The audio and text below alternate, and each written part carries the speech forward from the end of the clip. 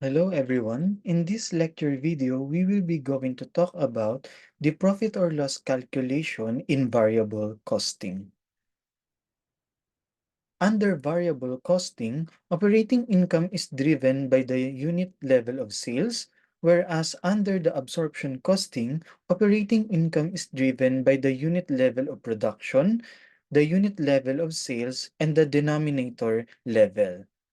When absorption costing is used, managers can increase current operating income by producing more of its inventory, and producing for inventory absorbs more fixed manufacturing cost into inventory, and it will reduce the expense in the period.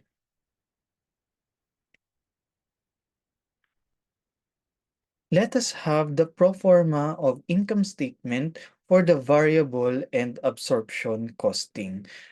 The income statement for the variable and absorption costing is sales less variable cost of goods sold and expenses.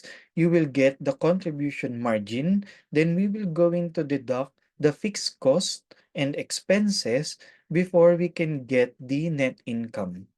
For the total sales, we can get it by multiplying the quantity sold and the unit selling price.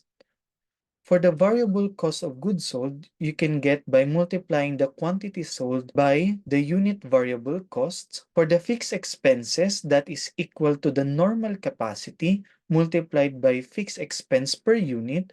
For the fixed overhead, you have to distinguish if it's variable or absorption costing. If variable, fixed overhead is equal to normal capacity multiplied by the fixed overhead rate.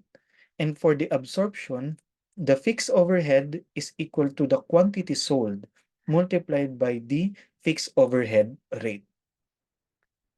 And the fixed overhead rate, you can get it by dividing the budgeted fixed overhead with the normal capacity. To have a better appreciation on the profit or loss calculation under the variable costing and the absorption costing, let's have this illustrative example. ABC provided the following standard cost and production data in units and in total unit cost for the year 2023, which is as follows. We are required to determine the profit or loss under the absorption and variable costing under the following scenario. For scenario A, sales is equal to 22,000 units. For scenario B, sales is equal to 19,000 units, and for scenario C, sales is equal to 20,000 unit.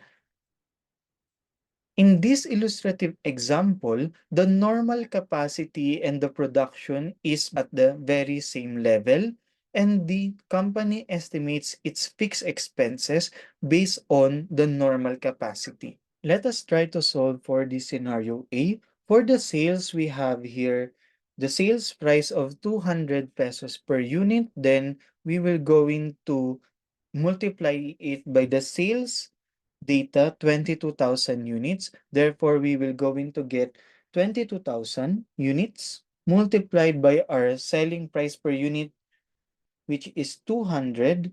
We will going to get 4.4 million pesos.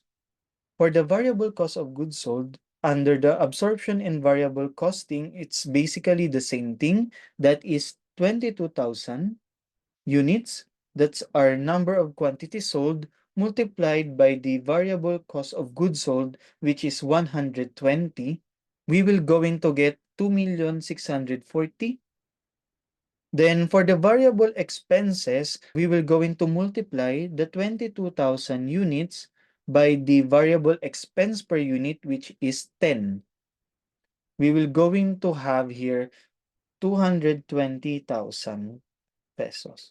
Let us put a parenthesis to indicate that we will going to deduct the cost and expenses to our total sales.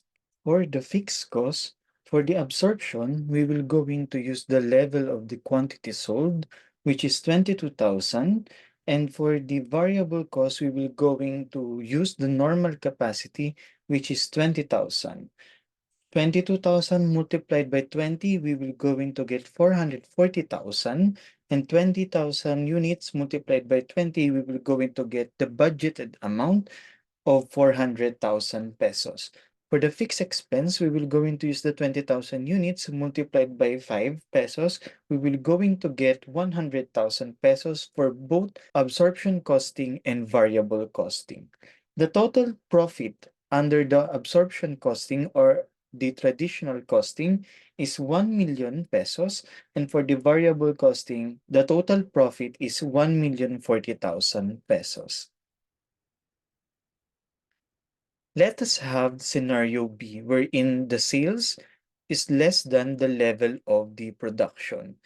For the sales, variable cost of goods sold, variable expense, and the fixed overhead under the absorption costing, we will going to use the 19,000 units. But for the fixed overhead under the variable costing, we will going to use the 20,000 unit. And for the fixed expense, we will going to use the 20,000 units as well. The total profit under the absorption costing is 850,000 pesos, and for the variable costing, we will going to have 830,000 pesos.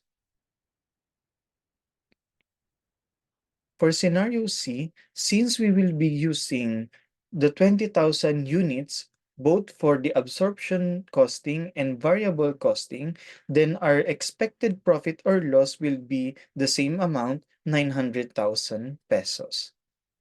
In a nutshell, variable costing profit follows the trend in sales. When sales are greater than the production, variable costing profit is greater than the absorption costing profit.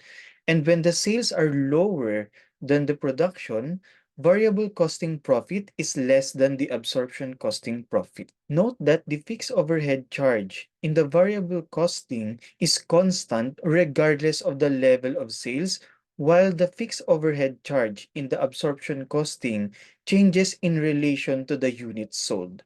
That's the end of our lecture discussion for the profit or loss calculation under the variable costing. Thank you all for watching.